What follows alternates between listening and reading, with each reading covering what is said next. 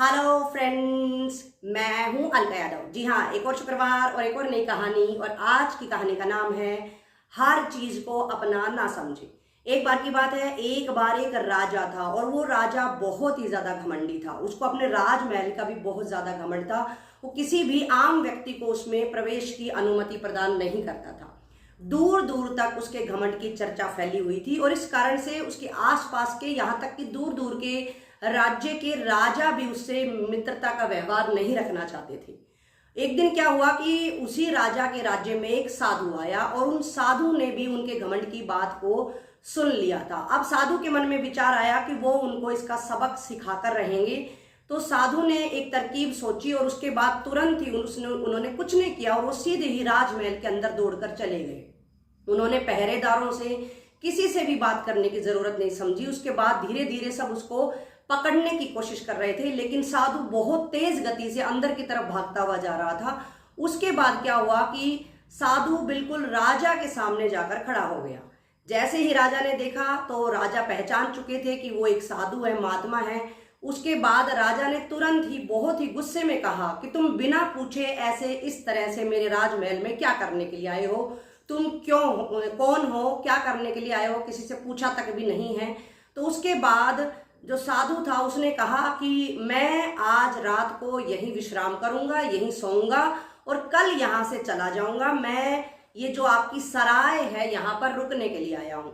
सिर्फ ये सराय शब्द सुनना था कि राजा को बहुत ही ज्यादा गुस्सा आया और राजा महात्मा जो साधु था उसको डांटने लगे बहुत जोर जोर से। उन्होंने कहा ये सराय नहीं है, ये मेरा राजमहल है। तो उसके बाद साधु ने कहा कि आप मुझे पहले ये बताइए कि आपका तो ये राजमहल आज है, आपसे पहले ये किसका था? तो उसके बाद राजा ने कहा कि ये मेरे पिताजी का था। उसके बाद साधु ने कहा कि अब मुझे इस प्रश्न का उत्तर दीजिए कि आपके पिता से पहले ये किसका राजमहल था? तो उन्होंने कहा कि ये मेरे दादाजी का राजमहल था। इस तरह से साधु उनसे और पीछे तक की बातें पूछते हुए चले जा रहे थे और राजा उनको जितने रिश्ते उनको पता थे उतना वो बताए चले जा रहे थे। अंत में साधु ने समझाया कि आप कुछ समझे मैं क्या कहना चाहता हूं। ये राजमहल नहीं है, ये केवल और केवल एक सराय ही है। ये काफी पहले आपके दूसरे रिश्तेदार की थी, फिर धीरे धीरे करके ये आपके दादाजी की हुई, उसके बाद आपके पिताजी की हुई और आज ये राजमहल आपका है, कल ये किसी और का होगा। तो आप इतना घमंड ना करें कि राजमहल को आपने इस तरह से बना रखा है। ये राजमहल ना होकर मेरी नजरों में एक सराय ही है। तो इतना कहना था कि राजा बिल्कुल नतमस्तक हो जाते हैं और उनको साधु की बात पूरी तरह से समझ आ जाती है। तो देखा दोस्तों, मैं भी इस कहानी के माध्यम से यही कहना चाहती हूँ कि सब लोग इसी तरह से दूसरों की चीजों को भी अपना समझने की गलती कर बैठते हैं। आप सोचेंगे कि मैं ये कहानी आज के संदर्भ में क्यों सुना रही हूं जब ना तो कोई राजा है ना कहीं राजमहल बचा हुआ है।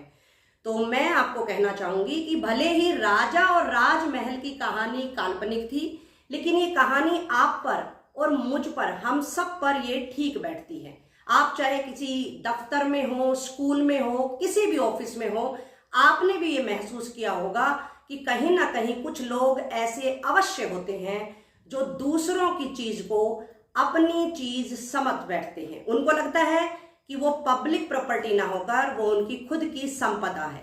तो मैं आप सबको ये कहना चाहूंगी कि ये हमारा जो जीवन है क्षण भर का है, पल भर का है। तो आप हर चीज को अपना समझने की गलती कभी ना करें। हमेशा याद रखें कि आपकी चीज वही है जो केवल और केवल आपके पास है। सारी चीजों को बाहें समेटकर अपनी संपदा बनाने की कोशिश बिल्कुल ना करें। फिर मिलेंगे दोस्तों, नमस्कार।